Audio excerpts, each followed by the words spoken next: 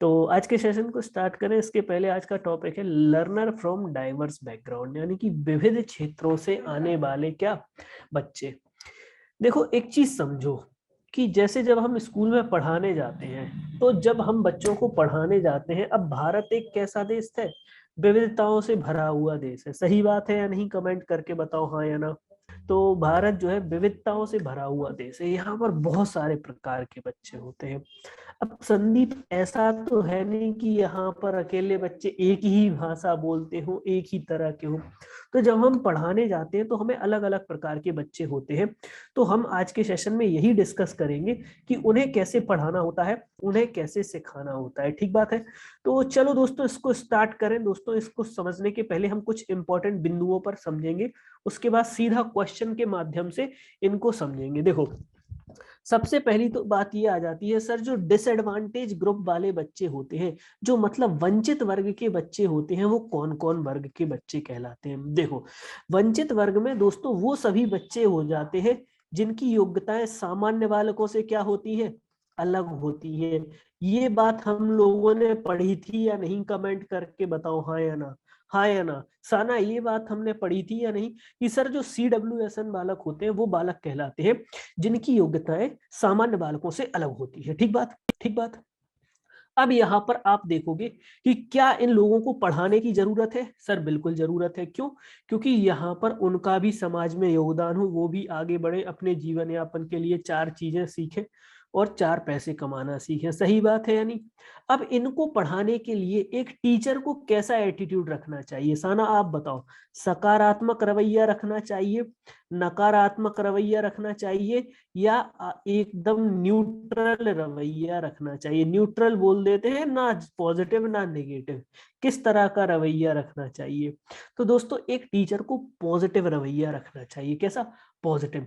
जैसे इंपॉर्टेंट बात जो हो जाती है, जैसे संदीप आपकी क्लास में कोई बच्चा जो है वो कैसा आ गया, वो ब्लाइंड है। कोई बच्चा कैसा है, ब्लाइंड बच्चा आ गया। उसको किस में दिक्कत है, देखने में दिक्कत है। तो आप उसको लर्न करते टाइम सपोर्ट करोगे या नहीं, कमेंट करके बताओ हाँ या ना, हाँ या ना, हाँ या ना, है ना। तो अब यहाँ पर ऐसे बच्चों को हम बोल देते हैं सर फिजिकली हैंडीकैप्ड बच्चे। फिजिकली हैंडीकैप्ड बच्चे वो होते हैं जिन्हें चलने फिरने में ज्यादा दिक्कत होती है। तो इनके लिए स्कूल में क्या होना चाहिए, रैंप होना चाहिए या नहीं, कमेंट करके बताओ हाँ या ना, हाँ या ना। इनके हिसाब से इनके बैठने के लिए, इनके लिए दोस्तों यहाँ पर स्कूल में फर्नीचर होना चाहिए या नहीं, कमेंट करके बताओ यस और नो, है ना। इनके लिए दोस्तों इनके हिसाब से शौचालय होना चाहिए या नहीं, कमेंट करके बताओ यस और नो, यस और नो। तो ये जो हो जाती है ये फिजिकली हैंडीकैप्ड बच्चे के लिए हो जाती है। अब यहाँ पर संदीप अगर आपकी क्लास में कोई बच्चा कैसा है, पार्शियली ब्लाइंड, मतलब यहाँ पर उसको आधा अधूरा दिखता है या पूर्ण रूप से ब्लाइंड है, तो उसके लिए पढ़ाने के लिए हम लोग किसका उपयोग करेंगे, ब्रेल लिपि का उपयोग करेंगे या नहीं। हाँ संतोष, हिंदी में भी आपको समझ में आएंगे क्योंकि ये सारे टॉपिक हमने हिंदी में पढ़े हुए हैं। ये सारी चीजें हम लोगों ने पढ़ी हैं, जस्ट इनका इसलिए मैं रिवीजन करवाना चाह रहा हूँ बस। आपको ये समझ में आ गया ना, ब्लाइंड का मतलब यहाँ पर देखने में दिक्कत वाला। बाकी इसमें हमने जो सारे टॉपिक लिखे हुए हैं ये सारे पढ़े हुए हैं हमने, ये सारी चीजें हमने पढ़ी हुई है ना। बस इनका आपको इसमें ये देखना है कि इनको पढ़ाना कैसे है, इसलिए जो है मैंने इनको सीधा सीधा लिख दिया है ना। तो चलो एक हो जाती है ब्रेल लिपि। और दोस्तों संतोष अगर किसी बच्चे को जो है देखने में दिक्कत है तो उसको आप कैसे पढ़ाओगे, बोल बोल कर पढ़ाओगे या नहीं, कमेंट करके बताओ हाँ या ना। बोल बोल करके, टच करके, सही बात है या नहीं, कमेंट करके बताओ यस और नो। और इसके अलावा आप वाद विवाद जैसी प्रतियोगिताओं में उसको क्या करोगे दोस्तों, भाग लेने के लिए मदद करोगे या नहीं, कमेंट करके बताओ यस और नो, यस और नो, है ना। तो ये जो हो जाते हैं ब्लाइंड चाइल्ड के लिए, ठीक है ना। हाँ असिस्टिव डिवाइस यूज करके। अब यहाँ पर आप ये बताओ संदीप, आप बताओ आपकी क्लास में कुछ बच्चे कैसे हैं, बहरे हैं या मतलब उन्हें पूरी रूप से सुनाई नहीं देता है, तो उनके लिए पढ़ाने में किस चीज का उपयोग करोगे, आप लोग बताओ। देखो उनके लिए पढ़ाने में जो भी चीज होगी उसमें किसका प्रयोग ज्यादा होगा, देखने का प्रयोग ज्यादा होगा या नहीं, कमेंट करके बताओ हाँ या ना। क्यों? क्योंकि उसको सुनाई नहीं दे रहा है, लेकिन वो देख तो सकता है ना। सही बात है या नहीं। और शुभेंद्र जिसे दिखाई नहीं दे रहा है वो सुन सकता है या नहीं, कमेंट करके बताओ हाँ या ना। हाँ या ना? इसके क्वेश्चन बड़े आसान आसान से आते हैं, बस बच्चे गलत पता है कहाँ पे कर देते हैं, उन्हें चीजें समझ में नहीं आती हैं कि किसको क्या करना चाहिए। तो यहाँ पे इतने जितने बालक लिखे हुए इन सभी को हम लोग समझते हुए चलेंगे कि किसको कैसे पढ़ाना है। ठीक बात है, यानी इनको देखने की चीजें यूज कराओगे और टच करके फील करके दोस्तों यहाँ पर ये ज्यादा सीख सकते हैं। सही बात है या नहीं, कमेंट करके बताओ। केवल इन्हें सुनने में दिक्कत है, बाकी ये सारे काम कर सकते हैं। कर सकते हैं या नहीं, कमेंट करके बताओ हाँ या ना, हाँ या ना। अब यहाँ पर आप देखोगे सबसे इंपॉर्टेंट बात, इन तीनों बालकों को अगर हम एक साथ इन एक क्लास में पढ़ाना चाहें तो क्या संभव है? क्या इन तीनों बच्चों को एक साथ पढ़ाना चाहे संभव है? सर बिल्कुल संभव है। जैसे कि एक बच्चा जो था उसको चलने फिरने में दिक्कत थी, उसको आपने व्हील चेयर दे दी, तो अब वह सामान्य बालकों के साथ पढ़ सकता है या नहीं, कमेंट करके बताओ हाँ या ना, हाँ या ना। शिखा एक लड़की आपकी क्लास में थी, उसे दिखाई नहीं देता था, लेकिन आप जो पढ़ाती हो वो बोल बोल के पढ़ाती हो, तो वो आपकी क्लास में नॉर्मल बच्चों के साथ बैठ के सीख सकती है या नहीं, कमेंट करके बताओ हाँ या ना। बिल्कुल सीख सकती है।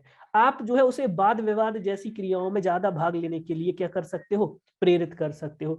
सरिता आपके स्कूल में एक बच्चा जो था वो बहरा था, तो उसको सुनने में दिक्कत थी, तो आप जो भी पढ़ाती हो वो बोर्ड पे लिख लिख के पढ़ाओगी, तो उसे भी समझ में आएगा या नहीं, कमेंट करके बताओ हाँ या ना, हाँ या ना। वो चीजों को टच करके फील करके सीख सकता है या नहीं, कमेंट करके बताओ हाँ या ना, हाँ या ना। बिल्कुल सीख सकता है ना? तो ये जो तीनों बच्चे थे, इन तीनों के बारे में आपको समझ में आ गया कि सर कैसे पढ़ाएंगे, क्या क्या उपकरण यूज करेंगे। ठीक है ना? जो दोस्तों यहाँ पर श्रव्य वाले बच्चे हैं, ठीक है ना, अगर बच्चा श्रव्य वाला है तो उसको दृश्य चीजों से पढ़ाओगे, अगर देखने में दिक्कत है तो श्रव्य वाली चीजें पढ़ाओगे। समझ में आया या नहीं रूबी? रूबी ये तीनों समझ में आ गए? अब तीनों के बाद आ जाते हैं दोस्तों यहाँ पर अस्थि बाधित बच्चे। अस्थि बाधित बच्चों को हम क्या बोल देते हैं, कृपल्ड बच्चे। कैसे कृपल्ड बच्चे? अस्थि बाधित यानी कि उनका पैर एक मुड़ गया है सपोज, या उनकी कमर में जो है कर्व है, मतलब कई सारे प्रकार के शरीर में क्या है, दोष है। तो ऐसे बच्चों के लिए सबसे पहला जो कौशल होता है, आप ध्यान रखोगे कि इन बच्चों को तो पहले जो है क्लास में भेदभाव को दूर करना। इन चीजों को मैं मिटा दूं, ये जो तीनों चीजें लिखी हैं इनको मैं मिटा दूं, कमेंट करके बता दो। फिर इनके बारे में मैं आपको कुछ चीजें बताऊंगा। देखो अब यहाँ पर सिखा एक तो चीज हो गई, इनको पढ़ाना कैसे है, लेकिन हमें रवैया भी बदलना होगा या नहीं, कमेंट करके बताओ हाँ या ना, हाँ या ना। अब साना जैसे आपकी क्लास में 30 बच्चे थे, आज की क्लास में इतना ज्यादा लिखने को नहीं है, समझने को बहुत है। शुभेंद्र आपकी क्लास में 30 बच्चे थे और आप उन्हें पढ़ा रहे थे, ऐसे ही वहां पे एक लड़का आता है, उसको किस में दिक्कत है, देखने में दिक्कत है। तो सबसे पहले आप उसको क्या करोगे, सपोर्ट करोगे या नहीं, कमेंट करके बताओ यस और नो। आप उसे सपोर्ट करोगे। जब आपने सपोर्ट कर दिया तो यहाँ पर जो अन्य बच्चे हैं, जो अन्य छात्र हैं, वो भी दोस्तों इस बच्चे को अपने साथ में बैठा के पढ़ाएंगे और उसे एक्सेप्ट करेंगे या नहीं, कमेंट करके बताओ यस और नो, यस और नो। वो उसे क्या करेंगे कि भाई ये जो है अलग नहीं है, ये हमारे ही बीच का क्या है, एक छात्र है, जैसे हम है वैसे ही ये है, बस इसे देखने में दिक्कत है। तो उनके प्रति हीन भावना तो नहीं जागेगी, ना छुआछूत, ना अजीब भावना कि भैया ये पता नहीं कहाँ से आया, तीसरे लोग से आया है, तो ऐसी भावना तो नहीं आएगी या नहीं, कमेंट करके बताओ हाँ या ना, हाँ या ना। तो वो जो है अपने बीच में छात्रों को क्या करेगा, एक्सेप्ट करेगा। नीलम यहाँ पर आप देखोगे जो दृष्टि बाधित बालक है वो सामान्य बालकों के साथ पढ़ के यहाँ पे एक दूसरे के साथ आगे बढ़ेगा या नहीं, समझ में आया, समझ में आया, है ना? तो यहाँ पर सबसे पहले क्या आप जो बच्चा यहाँ पर अलग अकेले आया है, क्या उसमें खुद चेंज करने के लिए बोलोगे क्या? क्या आपसे क्या आप जो बच्चा अलग से आया है उसमें बोलोगे कि तुम अपने आप में परिवर्तन लाओ, या हम अपने आप को बदलेंगे, कमेंट करके बताओ भाई। शुभेंद्र हम अपने आप को बदलेंगे या बच्चे को बोलेंगे? हम अपने आप में रवैया में परिवर्तन लाएंगे, सही बात है। अपने आप में। लेकिन जब अगर टीचर अपने आप बदल गया तो टीचर को देखकर अन्य छात्र भी अपने रवैये में बदलाव लाएंगे या नहीं, कमेंट करके बताओ हाँ या ना। टीचर को देख के अन्य छात्र भी अपने आप से क्या करेंगे, अपने रवैये में बदलाव लाएंगे। अब यहाँ पर शुभेंद्र आपको पता होगा, स्कूल जो होता है, स्कूल का जो तंत्र होता है उसे मैं सिस्टम बोल सकता हूं या नहीं, कमेंट करके बताओ।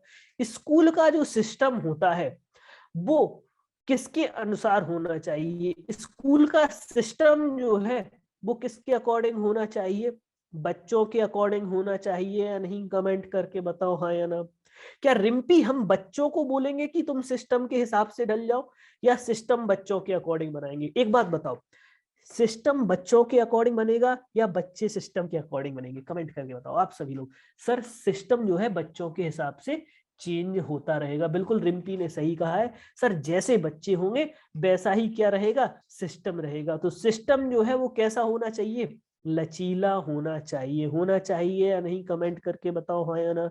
इसका शुभेंद्र आपको सबसे अच्छा एग्जाम्पल देखने को मिलता होगा बचपन में, जैसे ही सर्दी आती थी स्कूल का टाइम चेंज हो जाता था या नहीं, कमेंट करके बताओ हाँ या ना, हाँ या ना।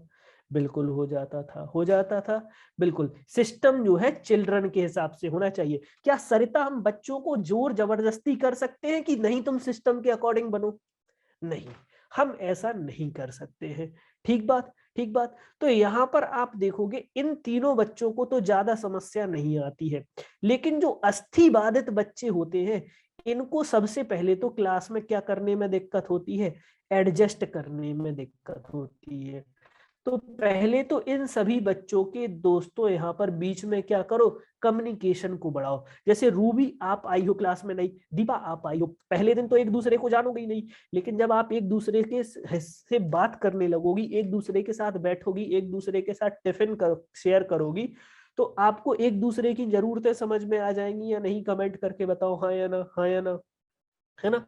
तो इससे आप लोगों को सीखने में मदद मिलेगी या नहीं। तो यहाँ पर कैसा एनवायरनमेंट क्रिएट कर रहे हो आप लोग, सकारात्मक वातावरण क्रिएट कर रहे हो या नहीं, कमेंट करके बताओ हाँ या ना, हाँ या ना। आप सकारात्मक वातावरण क्रिएट कर रहे हो।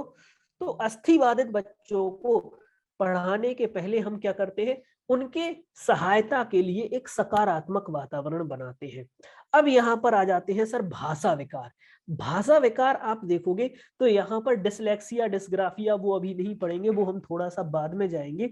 लेकिन यहाँ पे आ जाता है, जैसे कि सपोज दैट सरिता आपका स्कूल जो था वो कैसा था, हिंदी भाषी स्कूल था।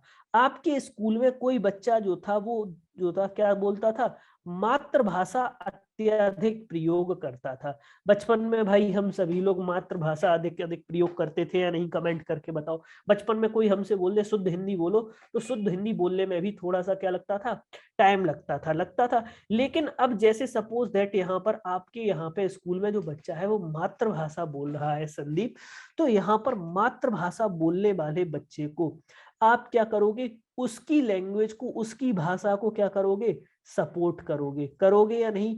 आप उससे बोलोगे कि आप अपनी मातृभाषा में लर्न करो, और उसी के मदद से आप उसको अन्य भाषा सिखाने पर जोर दोगे या नहीं, कमेंट करके बताओ यस और नो। उसको दोस्तों अन्य भाषा सीखने में क्या करोगे, सहायता करोगे, अन्य भाषा को सीखने में सहायता करोगे, जोर जबरदस्ती नहीं करोगे। और यहाँ पर जब बच्चे की मातृभाषा अलग है तो यहाँ पर बच्चे की दोस्तों संस्कृति भी अलग होगी या नहीं, कमेंट करके बताओ हाँ या ना।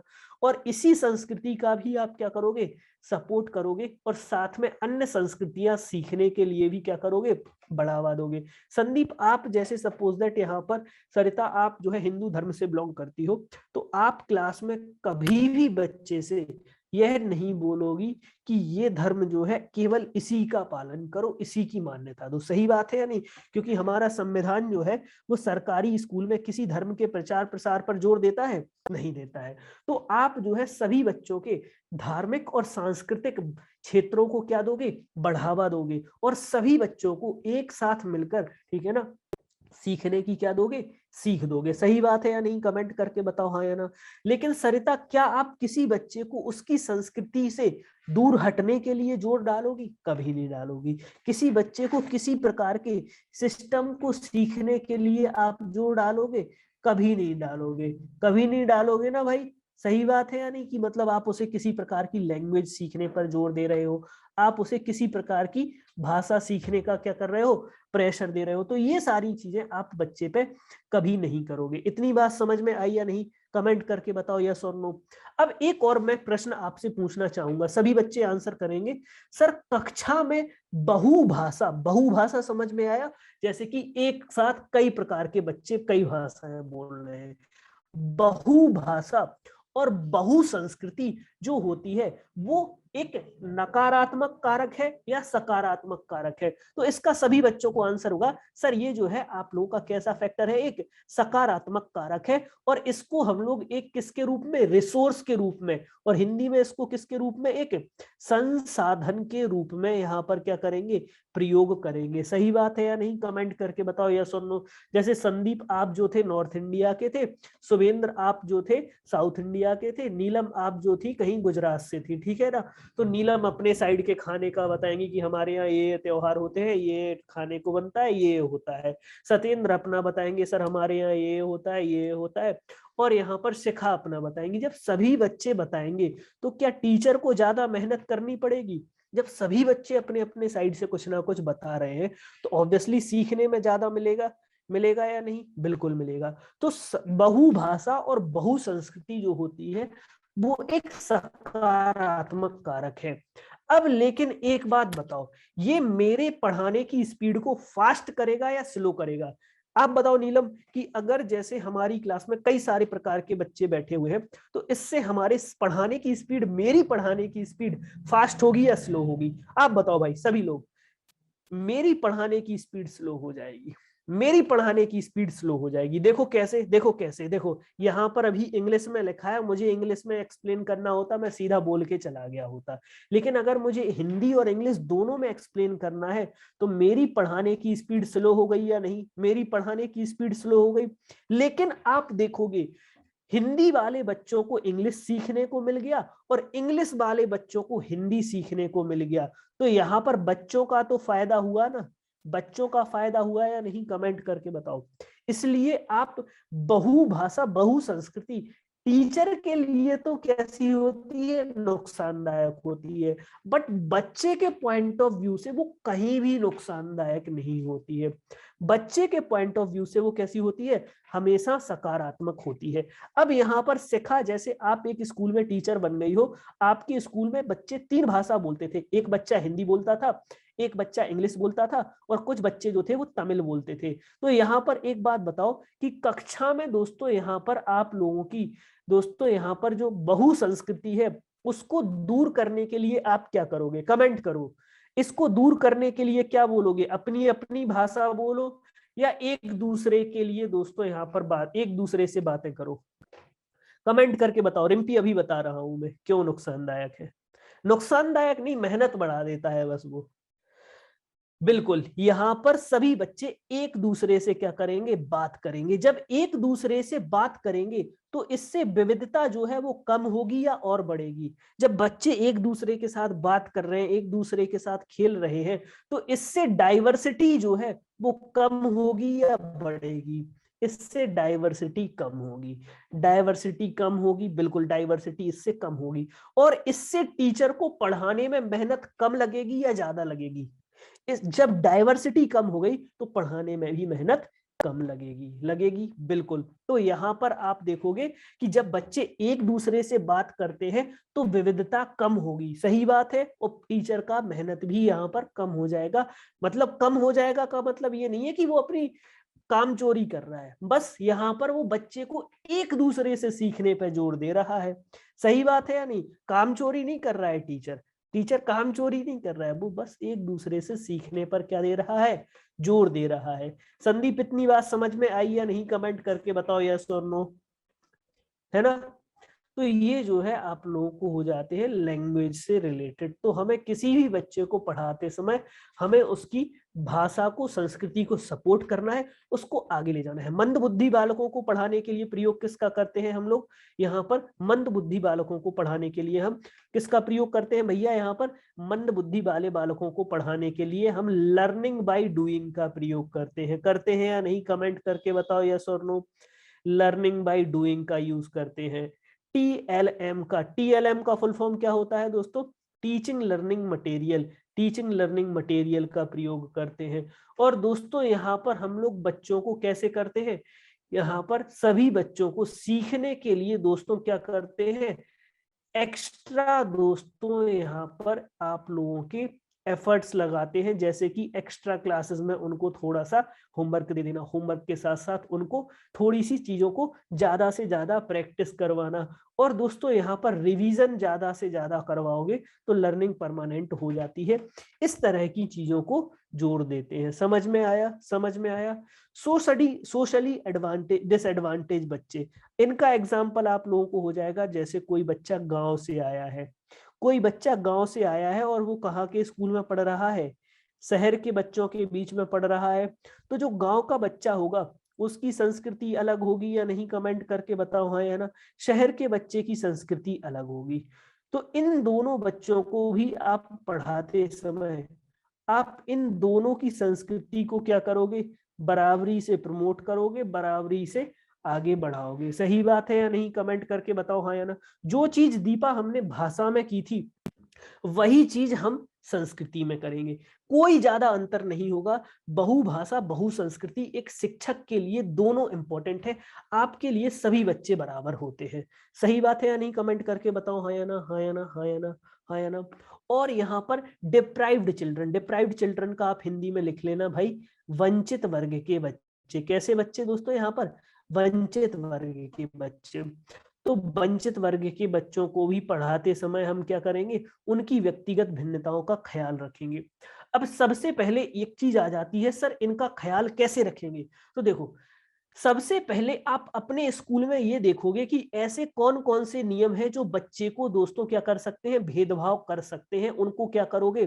दूर करोगे। जैसे संदीप, आपके स्कूल में एक नियम था कि सभी बच्चे इंग्लिश में बात करेंगे। तो ये नियम जो है यहाँ पर, जो बच्चा गांव से आया है उसके साथ भेदभाव कर रहा है या नहीं? कमेंट करके बताओ हाँ या ना, हाँ या ना, हाँ या ना। तो इस नियम को दूर करोगे। आपके स्कूल में जैसे संदीप नियम है कि हर बच्चा जो है यहाँ पर, ठीक है ना, हर बच्चा जो है यहाँ पर कुछ मतलब ऐसा करके आएगा, हर बच्चा कोई एक महंगा सा कपड़ा पहन के आएगा। तो ये जो कपड़ा है जरूरी थोड़ी है हर बच्चा खरीद पाए। दीपा, जरूरी थोड़ी है कि हर बच्चा खरीद ले वो कपड़ा। जैसे सपोज दैट रंजना, आपने स्कूल में बोल दिया सभी बच्चे जो है कोट पहन के आएंगे। अब भाई किसी के यहाँ पे है, किसी के यहाँ पे नहीं है। तो यहाँ पर इस तरह के नियमों से बचो जो बच्चे के साथ भेदभाव कर सकते हैं। जैसे नीलम, आपकी क्लास में एक नियम था कि सभी होशियार बच्चे केवल आगे बैठेंगे। ये जनरली होता था अपने जब स्कूल होते थे, तो अपने स्कूल में यही होता था ना कि होशियार होशियार बच्चों का जो कब्जा होता था वो आगे की सीट पे होता था। सही बात है या नहीं शीतल? है ना, होशियार होशियार बच्चे अपने आगे की सीट पे कब्जा जमाए रहते थे। तो इस तरह के वातावरण से जो बच्चा, हाँ रंजना आपका कमेंट हो रहा है, बिल्कुल रंजना, जैसे होशियार होशियार बच्चे हमने आगे बिठा दिए, तो जो बेचारा बच्चा कमजोर है वो तो कभी आगे बैठ ही नहीं पाएगा। क्या उसको कभी आगे बैठने का मौका मिलेगा? क्या उसको कभी सीखने का मौका मिलेगा? जो बच्चा होशियार नहीं है वो तो बेचारा कभी बैठ ही नहीं पाएगा। तो यहाँ पर जो बच्चे कमजोर हैं, जो कभी खुद से बात नहीं करते हैं, जैसे सरिता आपकी क्लास में एक लड़का जो है कभी भी बात नहीं करता था, तो क्या करोगी? आप भी उससे कभी भी बात नहीं करोगी। आपने हमसे बात नहीं की, हम आपसे नहीं करेंगे, ऐसा करोगे? नहीं। आप क्या करोगे? आप उसको बात करने के मौके दोगे। खुद से बात कर लो भाई, क्या किया होमवर्क में, क्या क्या करके आए हो, छुट्टियों में क्या क्या किया।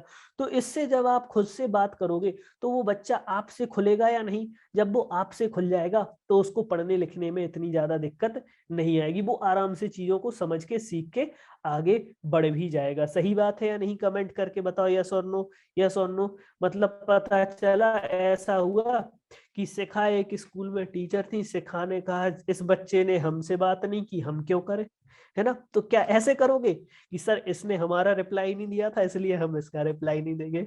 तो ये चीजें नहीं करनी है, ठीक है ना। ये चीजें फोन तक रखो, वो बढ़िया है ना।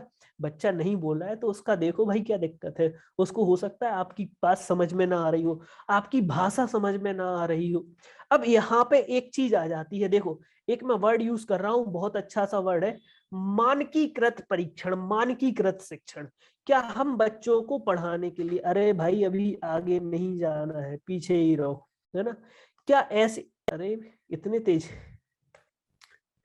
क्या एक बात बताओ साना, आप बताना, क्या हम बच्चों को पढ़ाते समय एक मानकीकृत दोस्तों विधि का उपयोग कर सकते हैं, एक स्टैंडर्ड मेथड का उपयोग कर सकते हैं? क्या हम बच्चों को पढ़ाते समय एक स्टैंडर्ड मेथड का यूज कर सकते हैं भारत जैसे देश में? नहीं कर सकते हैं। हमें प्रेरणा पढ़ाते समय किस विधि का उपयोग करना चाहिए? यहाँ पर लचीली विधि का उपयोग करना चाहिए। किसका? लचीली। हमें अपनी शिक्षण विधि कैसी रखनी चाहिए? लचीली रखनी चाहिए।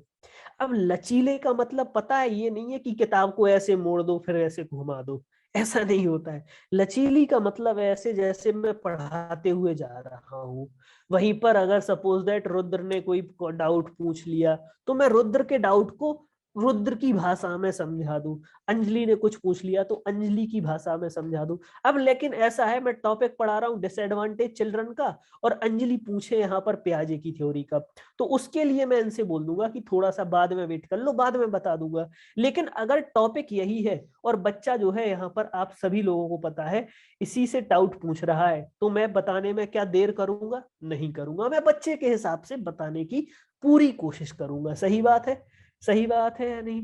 तो चले भाई, आज दोस्तों हम लोग कुछ सीटेट के पुराने क्वेश्चंस कर ले, मतलब जैसे कि हमने पुरानी प्याजे व्याजे की थ्योरी पढ़ी हुई है उनसे रिलेटेड क्वेश्चन, और पिछली 3 क्लास में जो जो पढ़ा हुआ है उनसे रिलेटेड सारे क्वेश्चन कर लेते हैं, ठीक है ना। तो शिखा तैयार हो? शिखा एक बात समझो, यहाँ पर आपका लास्ट पॉइंट क्या कहता है? लास्ट पॉइंट ये कहता है हम स्कूल में वो सारी विधियां, वो सारे नियम दूर करेंगे जो बच्चे से भेदभाव कर सकते हैं। किया नहीं है, कर सकते हैं। जैसे रिम्पी यहाँ पे स्कूल में नियम था सभी बच्चे इंग्लिश में बात करेंगे, तो ये एक भेदभावकारी नियम हो सकता है, तो हम इनको क्या कर देंगे? दूर कर देंगे। ठीक बात, ठीक बात। चलो अब हम आ जाते हैं आज के सेशन के क्वेश्चन पे। तो भाई आंसर करो भाई। पियाजे ने दोस्तों यहाँ पर आप सभी लोगों को बताना है कि दिमाग के विकास को समझाने के लिए किस टर्म का उपयोग किया था। बहुत इंपॉर्टेंट क्वेश्चन है ये, क्वेश्चन 2 बार आया है, 2021 का पेपर में आया हुआ क्वेश्चन था सीटेट का। तो यहाँ पर पियाजे ने क्या कहा था? पियाजे ने कहा था आप लोगों का क्या, फर्स्ट का ए, बिल्कुल ये गलत है। ये जो टर्म था ये किसका था? ये व्यवहारवादियों का था, इसको छोड़ो, है ना। और ये जो टर्म था ये किसका था दोस्तों? यहाँ पर लेव वाइगोत्स्की का था। ये किसका था? लेव वाइगोत्स्की का था। इसका आंसर है स्कीमा। क्या? स्कीमा। स्कीमा क्या होता है? सत्येंद्र आपने 4 दिन के बच्चे को देखा है? प्रियंका आपने कभी 4 दिन के बच्चे को देखा है? 4 दिन का जो बच्चा होता है उसके दिमाग में एक स्कीमा होता है ना, कि दूध कैसे पीना है। होता है या नहीं? कमेंट करके बताओ हाँ या ना, हाँ या ना, है ना। तो किसी काम को करने के तरीके को हम क्या बोल देते हैं? स्कीमा बोल देते हैं। समझ में आया? समझ में आया? समझ में आया? समझ में आया? किसी कार्य को करने के तरीके को स्कीमा बोला जाता है। जैसे बालों पे कंघी कैसे करनी है, खाना कैसे खाना है, पानी कैसे पीना है, ये एक स्कीमा हुए या नहीं? कमेंट करके बताओ हाँ या ना, हाँ या ना। ये स्कीमा कहलाता है और इसे पियाजे ने बताया हुआ था। समझ में आया? समझ में आया? और जिसको ये क्वेश्चन समझ में ना आया हो, मैं प्लीज कहूंगा पहले दूसरे या तीसरे लेक्चर में मैंने पियाजे का सिद्धांत पढ़ाया था, उसको जाके देख लेना, पूरा समझ में आ जाएगा। क्योंकि ये बहुत इंपॉर्टेंट थ्योरी है, इससे 3 क्वेश्चन आपके सीटेट में पक्का आएंगे। और लेव वाइगोत्स्की ने क्या कहा था दोस्तों यहाँ पर? आप लोगों के ZPD यानी कि जोन ऑफ प्रोक्सिमल डेवलपमेंट। हाँ, पावलोव, स्किनर, वाटसन वगैरह व्यवहारवादी। लेव वाइगोत्स्की ने कौन सा टर्म दिया था? ZPD। समझ में आ गया? समझ में आ गया या नहीं? कमेंट करके बताओ यस और नो, है ना। और इन्हीं सभी को हम मनोवैज्ञानिक उपकरण बोल देते हैं। चलो अगले क्वेश्चन पर आओ। अगला क्वेश्चन ये रहा आप सभी लोगों के सामने। प्री ऑपरेशनल स्टेज में जीन पियाजे ने दोस्तों बच्चे के विचारों को किस रूप में बताया था? प्री ऑपरेशनल स्टेज यानी कि सरिता, जब बच्चा 2 से लेके 7 वर्ष का होता है तो उसके दिमाग में क्या गुण होता है? सोच में केंद्रीकरण होता है, वो बहुत सारे अमूर्त नियमों को प्रयोग कर सकता है और चीजों को एक क्रम में रख सकता है या अमूर्त चिंतन कर सकता है। आप लोग बताओ भाई, ये क्वेश्चन आपका बहुत इंपॉर्टेंट है, फिर से प्याजे की थ्योरी से है। रिम्पी ने इसका आंसर गलत कर दिया। रिम्पी एक बात बताओ, यहाँ पर एक 2 वर्ष के बच्चे से आप कोई एबीसीडी सुनो, 2 वर्ष के बच्चे की एबीसीडी जो होती है वो क्रमबद्ध होती है या बिना क्रम के होती है? 2 वर्ष के बच्चे की एबीसीडी जो क्रम में होती है या बिना क्रम के? बिना क्रम के होती है। ना तो वो अमूर्त चिंतन कर पाता है, ना वो क्रम में रख पाता है, और ना ही वो बहुत सारे नियमों को प्रयोग कर सकता है। वो यहाँ पर क्या दर्शाता है? केंद्रण दर्शाता है। केंद्रण समझते हो ना, किसी वस्तु के किस पर अटक जाना? एक गुण पर अटक जाना। किसी वस्तु के किस पर अटक जाना? एक गुण पर अटक जाना है। और इसका उत्तर क्या होगा? ये इसका आंसर होगा। रूबी, आपने भी ये आंसर गलत किया है, बहुत दुख की बात है। प्याजे की थ्योरी जो है आप लोगों ने पढ़ी हुई है, वहां किंडर जॉय वाला एग्जाम्पल बताया था या नहीं? किंडर जॉय वाला एग्जाम्पल बताया था? किंडर जॉय वाला एग्जाम्पल, डोरेमोन वाला एग्जाम्पल बताया था या नहीं? कमेंट करके बताओ। अगर फिर भी गलत कर दो तो फिर क्या ही बोले। अगर आप फिर भी गलत कर रहे हो तो ये आपकी गलती है या नहीं? कमेंट करके बताओ, है ना? प्रेरणा, एक 3 साल का बच्चा किंडर जॉय खरीदने की जिद करता है, क्यों करता है? क्यों? क्योंकि उसका केवल वो खिलौने पे मन अटका है। क्या उसको उसके टेस्ट से मतलब होता है? क्या उसको उसके साइज से मतलब होता है? बिल्कुल नहीं होता है। चलो अगले क्वेश्चन पर आओ। विकास के संदर्भ में कौन सा कथन सही है? कमेंट करके बताओ।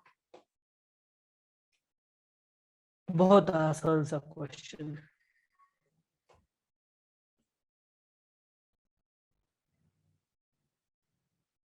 बिल्कुल भाई, आप सभी लोगों ने आंसर कर दिया है। सर, विकास के कई सारे पक्ष होते हैं, शारीरिक विकास, मानसिक विकास, सब कुछ, बहुत सारे पक्ष होते हैं। सी का क्या है? सही जवाब है। समझ में आया, है ना? और विकास की दर सभी संस्कृतियों में एक समान होती है। भैया, 2 भाइयों का विकास एक समान नहीं होता है। आप तो कह रहे हो बहुत संस्कृति में। सी का क्या है? सही जवाब। चलो अगले क्वेश्चन पर आओ। लेव वाइगोत्स्की ने दोस्तों सोशियो कल्चरल परस्पेक्टिव में दोस्तों किस पर जोर दिया है? लेव वाइगोत्स्की ने सीखने में किस पर जोर दिया है? गुणारोपण, यानी कि बच्चे पे किसी चीज को क्या करना, थोपने पे जोर दिया है?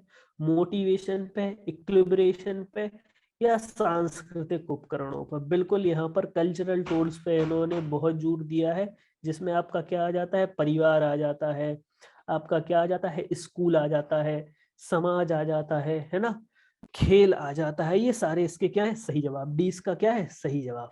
चलो अगले क्वेश्चन पर आओ। एक प्रगतिशील कक्षा में व्यक्तिगत भिन्नताओं को किस प्रकार देखा जाना चाहिए? भाई यहाँ पर आपके इंक्लूसिव क्लासरूम में बच्चों में क्या है? व्यक्तिगत भिन्नता है। सुरेश, एक बच्चा कैसा है यहाँ पर? तेज सीखने वाला है ना? आंसर करो।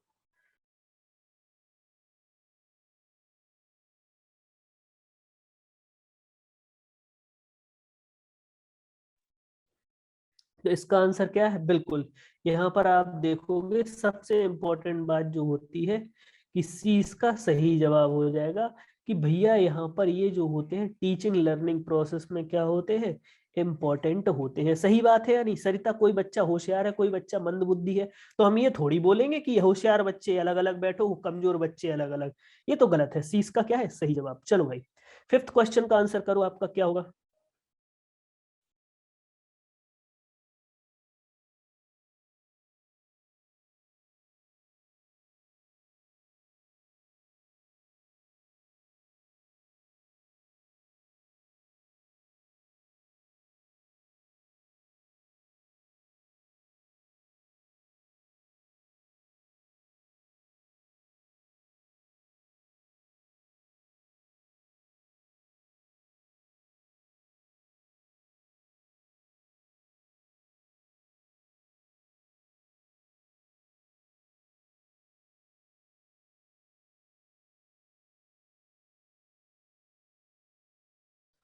बिल्कुल सभी बच्चों ने इसका आंसर किया है। जो बच्चे ए आंसर कर रहे हैं, एक बात बताओ राकेश, एक कक्षा में क्या सभी बच्चों को हम एक प्रकार से पढ़ा सकते हैं या अलग अलग प्रकार से पढ़ाना पड़ेगा? क्या हम एक कक्षा में व्यक्तिगत भिन्नताओं वाले बच्चों को एक साथ पढ़ा सकते हैं? नहीं पढ़ा सकते हैं, तो ये गलत हो जाएगा। अलगाव तो अलग है ही, सी इसका क्या है, सही जवाब है। कि भाई देखो, जैसे शुभेंद्र एक बात बताओ, शुभेंद्र एक चीज समझो, प्रियंका इसका आंसर अभी हमने पढ़ा था। देखो यहाँ पर प्रियंका आपने जो है एक 40 बच्चों के साथ में एक अंधे बच्चे को बिठा दिया है। क्या अंधा बच्चा अपने बेस्ट लेवल पे सीख पाएगा?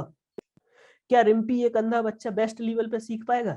नहीं सीख पाएगा। लेकिन वह कुछ तो सीख ही जाएगा, कुछ तो सीख ही जाएगा ना, कुछ तो सीख ही जाएगा ना। मतलब कुछ ना होने से कुछ तो है ना।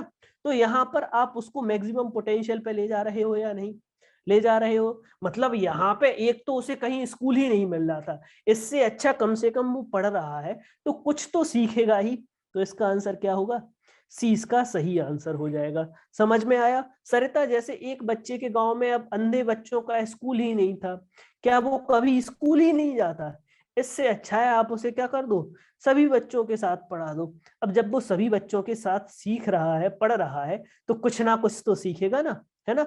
घर पे बैठने से अच्छा है वो कुछ तो सीखेगा। तो उसको आप मैक्सिमम पोटेंशियल तक ले जाने की कोशिश कर रहे हो या नहीं?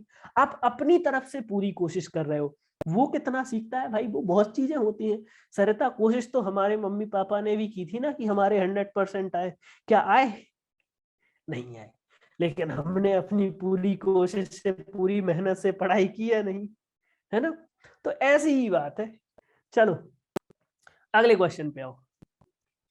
बहुत सुंदर क्वेश्चन, बहुत सुंदर। सरिता, यहाँ पर आरपीडब्ल्यूडी एक्ट में जो हमारे विकलांग बालक थे, वो विकलांग बालकों को अब मोदी जी ने कहा था विकलांग बालक नहीं कहेंगे। कैसे बालक कहा जाएगा उन्हें? हम लोग कैसे, दिव्यांग बालक कहेंगे। कैसे बालक कहेंगे?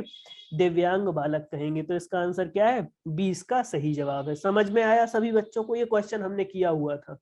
चलो अगले क्वेश्चन पे आओ। बहुत इंपॉर्टेंट, बहुत इंपॉर्टेंट क्वेश्चन, आंसर करो। सीटेट के क्वेश्चंस को आप दो दो बार लगाने की कोशिश करना। क्यों? क्योंकि एक बार में अगर सही हुआ है तो दूसरी बार में भी वो सही होना चाहिए। और ये क्वेश्चन जो था, ये किसके सिद्धांत से था भैया? ये प्याजे के सिद्धांत से था। रीना, प्याजे के सिद्धांत का नेमोनिक्स क्या है? SPCF। क्या है? सेवेंथ का आंसर था भाई बी। शुभेंद्र, सेवेंथ का आंसर था बी, SPCF था ना। तो देखो, एस से संवेदी, अब पी है नहीं तो सी आ जाएगा, और फिर आ जाएगा एफ। एफ में क्या आ जाता है? फॉर्मल। और डी इसका क्या है? सही आंसर है। ठीक है ना, डी इसका क्या है? सही आंसर। 7 का आंसर बी था। ठीक है ना। तो दोस्तों यहाँ पर इसका आंसर क्या है? डी है। हाँ शिखा, प्लीज आप रिफ्रेश कर लो, क्लियर आ जाएगा, है ना। तो यहाँ पे आंसर क्या है? डी इसका सही जवाब। चलो भाई अगले क्वेश्चन पर आओ। 9th question, very very important. fill in the blanks is the primary identifying feature of creativity। दोस्तों कोई बच्चा कैसा है? सृजनात्मक है। सृजनात्मक बच्चे का सबसे इंपॉर्टेंट गुण क्या होगा? बहुत शानदार, बहुत शानदार। ये जो है आप सभी लोगों ने आंसर कर दिया है। देखो यहाँ पर आ जाता है सर क्या? थिंक करना। थिंक करने को हम बोल देते हैं सर सोचना। अब नीलम एक बात बताओ, क्या सभी बच्चे एक समान प्रकार से सोचते हैं या अलग अलग प्रकार से? सभी बच्चे समान प्रकार से सोचते हैं या अलग अलग? सर सभी बच्चे अलग अलग प्रकार से सोचते हैं। देखो जब बच्चे का जन्म होता है तो वो कैसे सोचता है? वो फिक्स होके सोचता है। सोचता है या नहीं? मतलब जैसे हम छोटे बच्चों का पेपर देखा है दीपा आपने, ऐसे क्वेश्चन आते हैं, ऐसे आते हैं या नहीं, है ना। ठीक है ना, ऐसे क्वेश्चन आते हैं या नहीं? मतलब बच्चे को, आपको भी देख के आंसर आ गया होगा, आ गया था ना। तो छोटे बच्चे जो होते हैं वो इतना दिमाग नहीं रखते हैं, तो इसलिए उनके क्वेश्चन कैसे आते हैं? कन्वर्जेंट टाइप के क्वेश्चन आते हैं। कैसे क्वेश्चन आते हैं? Converging, convergent. कन्वर्जेंट को हिंदी में क्या बोला जाता है भैया? अभिसारी वाले प्रश्न आते हैं। आते हैं या नहीं? इनको हम बंद उत्तर वाले प्रश्न बोल देते हैं, बंद अंत वाले। जैसे जैसे बच्चा बड़ा हो जाता है उसको हम अनेक शब्दों वाले प्रश्न देते हैं या नहीं? जैसे सरिता, हमने बोल दिया निबंध लिखो। सरिता, क्या निबंध जो है दो बच्चों का सेम हो सकता है? क्या दो बच्चों का निबंध सेम हो सकता है? हाँ, शर्त एक है, उनने नकल ना की हो, उन्होंने नकल ना की हो। क्या दो बच्चों का निबंध सेम हो सकता है? नहीं हो सकता है। तो निबंध लिखना, दीर्घ उत्तरीय उत्तर जो होते हैं वो आपके कैसे होते हैं? अपसारी चिंतन वाले बच्चे होते हैं। रिम्पी एक बात बताओ, एक बच्चा जो है एक किताब 5 मिनट पढ़ता है फिर बोर हो जाता है, फिर दूसरी किताब पढ़ता है, उस बच्चे को ABCD में से किस ऑप्शन में रखोगे? एक बच्चा एक किताब उठाता है, 5 मिनट पढ़ता है, अरे सर मन नहीं लग रहा, दूसरी किताब उठाई, अरे सर इससे भी नहीं पढ़ना है, ये किस में आएगा? ये अति सक्रिय में आ जाएगा। ये किस में आ जाएगा? ये अति सक्रिय में आ जाएगा। सरिता समझ में आया? ये किस में आएगा आपका? अति सक्रिय में आ जाएगा। समझ में आया या नहीं कमेंट करके बताओ यस और नो। ये किस में आ जाएगा आप लोगों का? अति सक्रिय में आ जाएगा। समझ में आया? अब आप बोलोगे सर ये अति सक्रिय क्या होते हैं? देखो यहाँ पर सबसे पहले एक टर्म आ जाता है आप लोगों का ADHD, है ना, और एक और टर्म आ जाता है ADD। इन दोनों को लिख लेना, इन दोनों को लिख लेना, क्योंकि इनसे एग्जाम में क्वेश्चन आता है, फुल फॉर्म ही आ जाता है, ठीक है ना। अभी बता रहा हूं सत्येंद्र, 2 मिनट पहले ADHD और ADD को सुन ले। देखो, अटेंशन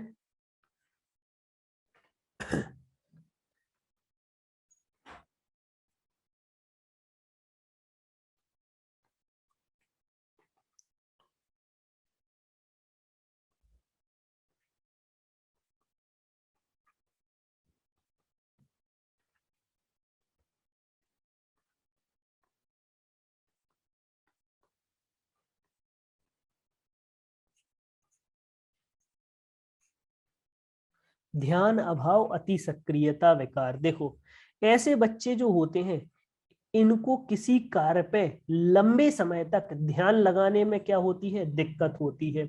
ऐसे बच्चों के गुण क्या क्या होते हैं?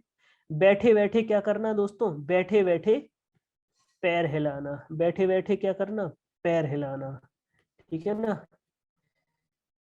शैतान करना, ठीक है ना। और यहाँ पर किसी एक कार्य में मन ना लगना। किसी एक कार्य में क्या ना लगना? मन ना लगना। जल्दी क्या करना? ऊब जाना, जल्दी ऊब जाना।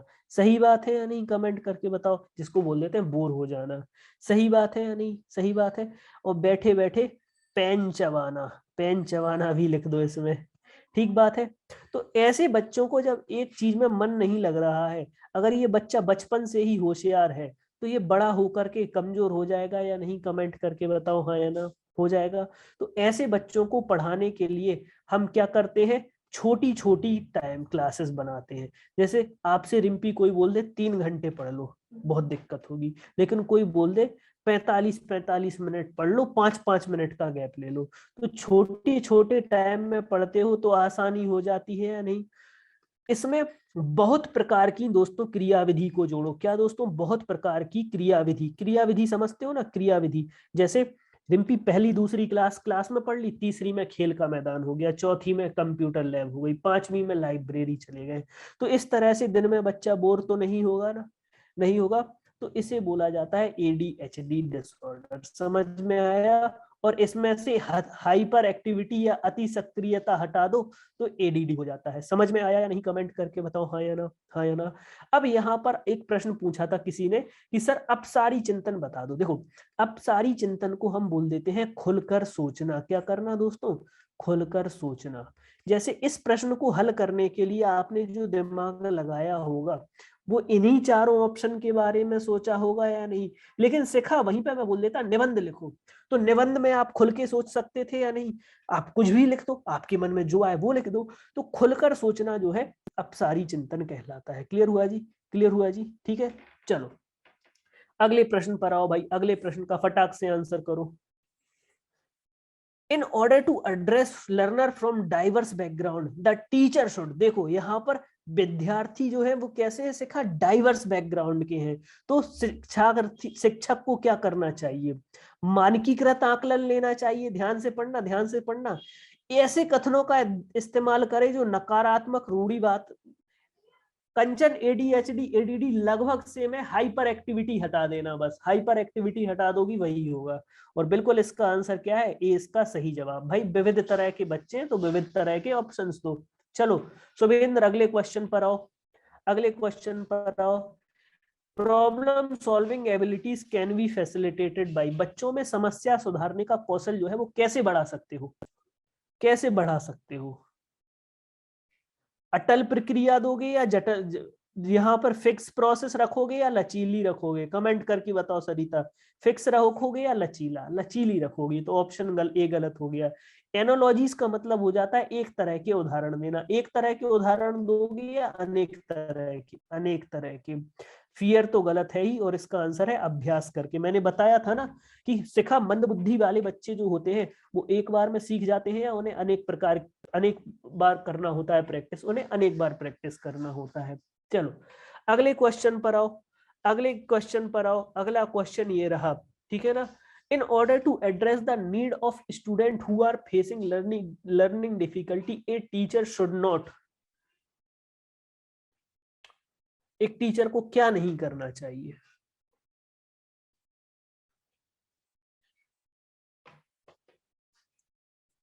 एक शब्द से यहाँ पे भी क्वेश्चन सॉल्व हो गया नीलम, सही बात है या नहीं? बिल्कुल। यहाँ पे आप देख रहे होगे, यहाँ पे जटिल संरचना लिखा हुआ है। क्या मोनिका हम जटिल संरचना रखेंगे? व्यक्तिगत योजना बनाना, जैसे साना आपकी क्लास में 40 बच्चे थे, सबको समझ में आ गया, एक को नहीं आया तो भाई आप उसको एक्स्ट्रा टाइम देके पढ़ा सकते हो ना, उसको हम एक्स्ट्रा टाइम देके पढ़ा सकते हैं ना, है ना अंजलि? जैसे 40 बच्चों की क्लास में एक बच्चा बोलता है सर हमसे नहीं हो पा रहा, तो भाई एक्स्ट्रा टाइम देके पढ़ा दो भाई। लेकिन क्या आप जटिल बोलोगे कि भैया नहीं हमारे यहाँ ऐसा नहीं होता है? ये गलत है, सी इसका सही आंसर है। चलो अगले क्वेश्चन पर आओ। शर्मिंदगी जो होती है वो कैसी होती है? एक बच्चा आपकी क्लास में गांव से आया है, बड़ा शर्मा रहा है, अब क्या करोगे? आप शर्म को क्या करोगे? दूर करने की कोशिश करोगे। क्यों? क्योंकि जब बच्चा शर्माता है तो वो क्या आपसे अपने डाउट पूछ पाता है? नहीं पूछ पाता है। और जब वो डाउट क्लियर नहीं होंगे तो इससे बच्चे की बुद्धि के विकास पर भी क्या करेगा? नकारात्मक प्रभाव पड़ेगा। सही बात है या नहीं? सही बात। शुभेंद्र, एक बच्चा डाउट पूछना चाहता है लेकिन वो शर्मा रहा है, क्या वो आपसे खुल के सवाल जवाब कर पाएगा? नहीं कर पाएगा। तो ए इसका क्या है? सही जवाब। चलो अगले क्वेश्चन पे आओ भाई, है ना। Which of the following is most effective of teaching learning? दोस्तों यहाँ पर अध्ययन अध्यापन का सबसे प्रभावशाली माध्यम कौन सा है? आप लोग बताओ भाई, आप लोग बताओ। आप क्या करोगे कि भैया रटो, जो पढ़ाया है किताब में वही करो? यहाँ पर आप नकल करने को बोलोगे? यहाँ पर आप बोलोगे कि केवल देख लो और सवाल मत पूछो? या आप बोलोगे कि भाई देखो और बताओ ये किससे जुड़ा हुआ है? इसमें आप देख रहे हो ना विदाउट लिखा हुआ है, देखो देखो यहाँ पर देख रहे हो ना विदाउट लिखा हुआ है ना। अब क्या आप नकल करने और दोहराने पर जोर दोगे? नहीं दोगे। शुभेंद्र, अगर कोई काम हम डेली डेली दोहरा रहे हैं तो बच्चे को इंटरेस्ट रहेगा या बोर हो जाएगा? वो बच्चे को इंटरेस्ट रहेगा। 12 फिर से बता दूं, अभी हाल बता रहा हूं। बिल्कुल, इसका आंसर क्या है? ए इसका सही जवाब है, ठीक है ना। ए इसका क्या है? सही जवाब है ना। चलो 12th का क्वेश्चन आया था कि भैया बच्चा जो है क्या कर रहा है? सीखने में कठिनाई फील कर रहा है। जैसे यहाँ पे सभी बच्चे पढ़ रहे हैं, एक बच्चे को कठिनाई हो रही है, तो मैं उसको क्या करूंगा? पेडागोजी की मदद से यहाँ पर ऐसे तरीके से पढ़ाऊंगा जिससे वो जल्दी सीख जाए। ये सही बात है या नहीं? पेडागोजी किस लिए यूज करते हैं? ताकि बच्चा अच्छे से सीखे। 40 में से एक को समझ में नहीं आया, मैंने अलग से उसके लिए लेसन प्लान बना दिया, ये भी अच्छी बात है। प्रैक्टिस रिजिड स्ट्रक्चर, क्या एक शिक्षण शास्त्र जो है जटिल संरचनाओं का प्रयोग चाहेगा या आप लोगों का फ्लेक्सिबल? कमेंट करके बताओ। रीना, यहाँ पर पेडागोजी रिजिड होनी चाहिए या फ्लेक्सिबल? आप बताओ रीना। रीना, पेडागोजी रिजिड होनी चाहिए या फ्लेक्सिबल? फ्लेक्सिबल होनी चाहिए। टीएलएम की मदद से, टीएलएम की मदद से तो बच्चा जब सीखेगा तो यहाँ पर लर्निंग आसान होगी ना। होगी या नहीं? कोमल बताओ, हाँ या ना? हाँ या ना? चलो चलो अगले क्वेश्चन पे आओ। और 14 का आंसर क्या है? ए इसका सही जवाब है। 15 पर आ जाओ भाई। 15 का क्वेश्चन आप लोग ही आंसर करोगे। ये क्वेश्चन मतलब आपको अब जो है सीटेट के क्वेश्चन, इतना सिलेबस हो गया है कि अब आप लोग खुद से क्वेश्चन करोगे ना, कॉन्फिडेंस आएगा। अब आप लोग प्रीवियस ईयर जिसके पास हो वो लगाओ, प्रीवियस ईयर से आपको खुद समझ में आएगा कि हाँ सर हमें समझ में आ रहा है। अब आप लोग सीडीपी में अगर 25 और 20 के बीच में रहते हो तो बहुत अच्छी बात है, लेकिन आपके अगर 15 और 20 में नंबर आते हैं ना तो ये समझ के चलो कि हाँ अब हम ऊपर आ रहे हैं, है ना। तो अब आप अपने हिसाब से प्रीवियस ईयर क्वेश्चन लगाओ। बिल्कुल, यहाँ पर एक अध्यापिका जो है दिए गए कार्यकलाप में विभिन्न त्रुटियों का विश्लेषण करना चाहिए, क्यों? एक बात बताओ, दोस्तों यहाँ पर एक बात होती है कि जो बच्चे की गलतियां होती है ना, वो बच्चे के दिमाग की खिड़की होती है, वो बताती है कि बच्चा कैसे सोच रहा है, कैसे समझ रहा है। सही बात है या नहीं, कमेंट करके बताओ हाँ या ना, हाँ या ना। बच्चे की गलतियों की बच्चे का दिमाग की खिड़की कहा गया है या नहीं, है ना।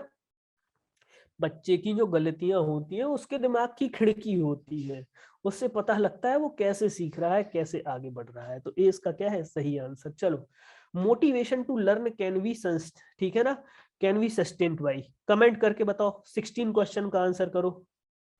किसी बच्चे को, दोस्तों यहाँ पर आप लोगों को पता होगा कि कोई बच्चा क्लास में आया है, अब वो यहाँ पर मोटिवेटेड तो है, लेकिन उसको कैसे कंटिन्यू रखा जाए इसके लिए बताओ।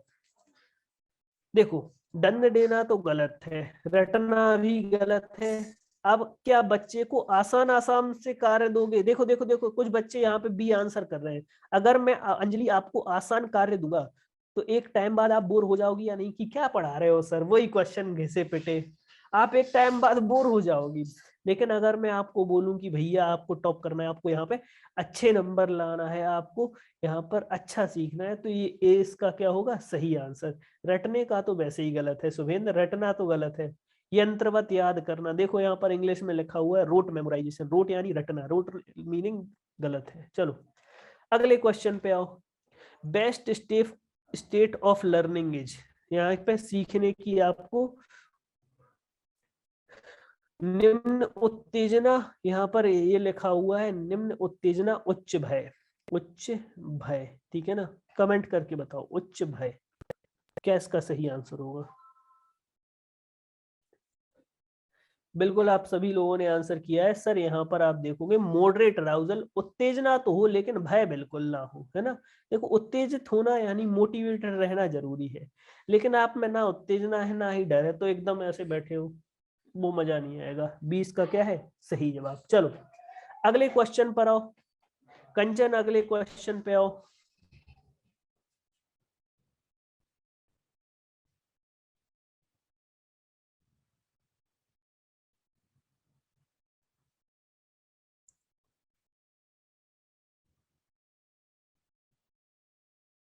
बहुत सही, बहुत सही। रचनावाद से रिलेटेड कौन कौन है? रचनावाद से रिलेटेड लेव वाइगोत्स्की हैं, पियाजे हैं, और आपके कौन कौन है, ब्रूनर है ना। और इसका आंसर क्या है, ठीक है ना, 20 का सही जवाब है। 20 का क्या है, सही जवाब है। और किसी भैया ने हमसे 17वां पूछा था। देखो बच्चा सीखने के लिए क्या हो, उत्तेजित तो हो लेकिन भय ना हो, तो यह सीखने की सर्वोत्तम अवस्था है अधिगम। यहाँ पर अधिगम की सर्वोत्तम अवस्था पूछा है। अधिगम की सर्वोत्तम अवस्था क्या है, तो यहाँ पर संतुलित उत्तेजना हो और कोई भय ना हो, ये सही बात है। चलो इस क्वेश्चन को, आज के सेशन के ये दो बेस्ट क्वेश्चन है, इनसे आप बोल सकते हो ये आज के सेशन के पूरे सार हैं। तो यहाँ पर एक बात बताओ, यहाँ पर अधिगम के लिए क्या चीज सही है? अधिगम एक जटिल है, अधिगम को हम कोई सुधार नहीं सकता है, अधिगम को सुधारा जा सकता है। कमेंट करके बताओ।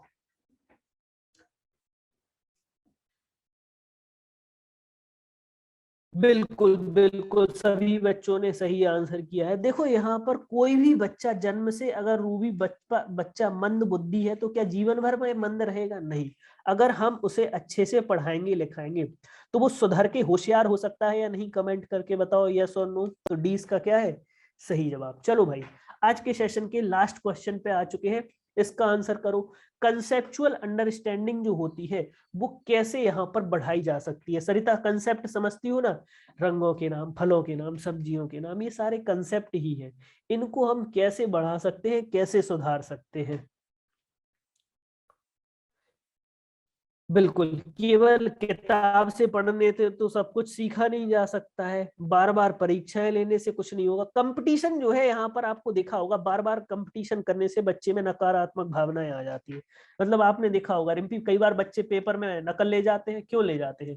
कंपटीशन की वजह से ले जाते हैं या नहीं इसमें। लेकिन अगर देखोगे बच्चा खुद से खोज रहा है और एक दूसरे से बात कर रहा है, तो ये इसका क्या होगा, सही आंसर हो जाएगा। सही बात है या नहीं, कमेंट करके बताओ हाँ या ना। ए इसका क्या होगा आपका, सी इसका सही आंसर है। ठीक है, कि जब बच्चा एक दूसरे से, बिल्कुल यहाँ पर बहुत अच्छा स्कोर था। कुछ क्वेश्चन आज लेकिन मैंने रिपीट किए थे। अब यहाँ पर मैं आपको डेली डेली कुछ नए क्वेश्चन भी लाऊंगा, तो उनको भी करना है। और आज का सेशन कैसा लगा कमेंट करके बताओ।